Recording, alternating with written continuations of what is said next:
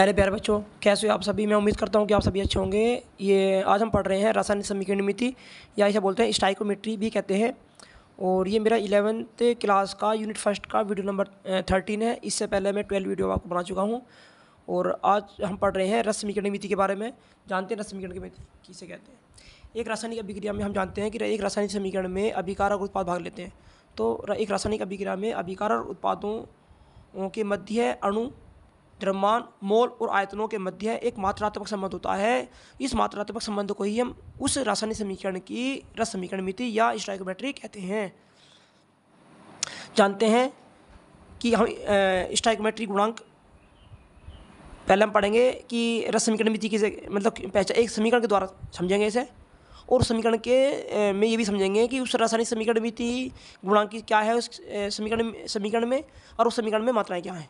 यानी हमें ये समझना है कि रस समीकरण मिति क्या है, रस समीकरण मिति के अंदर गुणांक क्या है, और रस समीकरण मिति के अंदर मात्राएं क्या हैं, ये भी जानेंगे। तो देखते हैं, एक एग्जांपल हमने दे रखा है।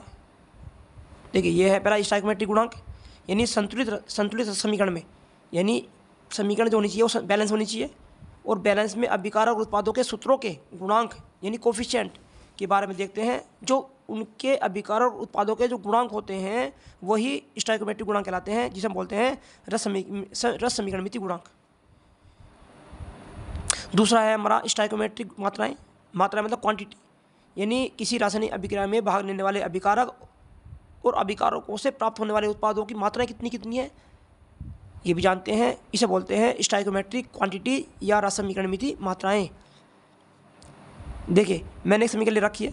इस रस समीकरण मिति को समझाने के लिए और गुणांक को समझाने के लिए और मात्रा को समझाने के लिए मैंने रिएक्शन ली हुई है। इस रिएक्शन में देखते हैं कि पहले तो एक रिएक्शन बैलेंस होनी चाहिए। इस रासायनिक समीकरण में ये दो जो हैं, यानी जिंक और HCl जो है ये अभिकारक है, और ये ZnCl2 और H2 जो हैं ये बनने वाले उत्पाद हैं, इन्हें बोलते हैं रिएक्टेंट और इन्हें बोलते हैं प्रोडक्ट, रिएक्टेंट एंड प्रोडक्ट। देखते हैं, हम बात करते हैं स्टोइकोमेट्रिक कोफिशिएंट की, यानी गुणांक की। जिंक के गुणा में जो संख्या होती है उसको मैं मोल बोलता हूँ, या मैं उसे अणु बोल सकता हूँ। तो जिंक के गुणा में क्या है, 1 है, 1, यानी मैं कह सकता हूँ कि जिंक का कोफिशिएंट 1 है। अब बात करता हूँ HCl की। HCl के गुणा में जो है वो 2 है, जिसको मैं मोल या अणु बोलता हूँ। और HCl के जो दो संख्या लिखी हुई है, ये मोल और अणु जिसे बोल रहा हूँ, ये रस समीकरण मिति का कोफिशिएंट है। HCl का रस समीकरण मिति गुणांक 2 है। इसी प्रकार ZnCl2 में कोफिशिएंट 1 है और H2 का भी कोफिशिएंट 1 है, यानी H2 के गुणा में 1 है और ZnCl2 के गुणा में भी 1 है। तो इसलिए मैं कहता हूँ कि H2 का गुणांक 1 और ZnCl2 का भी गुणांक 1 है। इसी प्रकार HCl का गुणांक 2 है, तो रस समीकरण मिति गुणांक 2 होगा, यानी HCl के रस समीकरण मिति गुणांक 2 होगा। और जिंक के गुणा में भी 1 है, तो इसका जिंक का कोफिशिएंट होगा 1, यानी गुणांक 1 होगा। यानी जिंक का 1 है।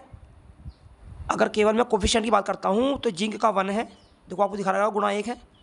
HCl का 2 है, क्योंकि HCl गुणा में 2 है। और ZnCl का 1 है, क्योंकि गुणा में 1 है। आ गया, गुणा का मतलब आ गया कि आगे जो डिजिट होती है, जो मात्रात्मक संख्या होती हैं।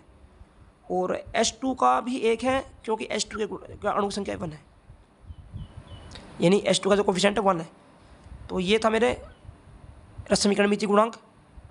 अब बात करते हैं स्टोइकोमेट्रिक क्वांटिटीज़ की, यानी रस समीकरण मिति मात्राओं की बात करते हैं।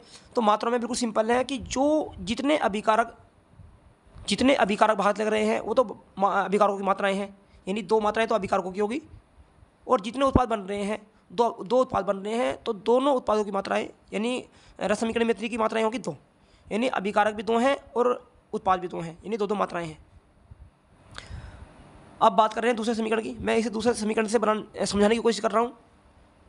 इसी चीज़ को एक दूसरे एग्जाम्पल से समझाने की कोशिश कर रहा हूँ।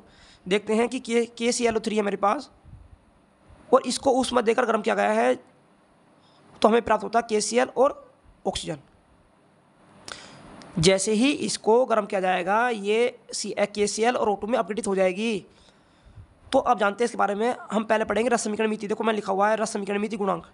पहले हम पढ़ेंगे स्टाइकोमेट्रिक कोफिशिएंट, फिर हम पढ़ेंगे रस समीकरण मात्राएं, यानी इसे इंग्लिश में बोल लेंगे स्टाइकोमेट्रिक क्वांटिटीज़, यानी ये कोफिशिएंट है और ये क्वांटिटीज़ है।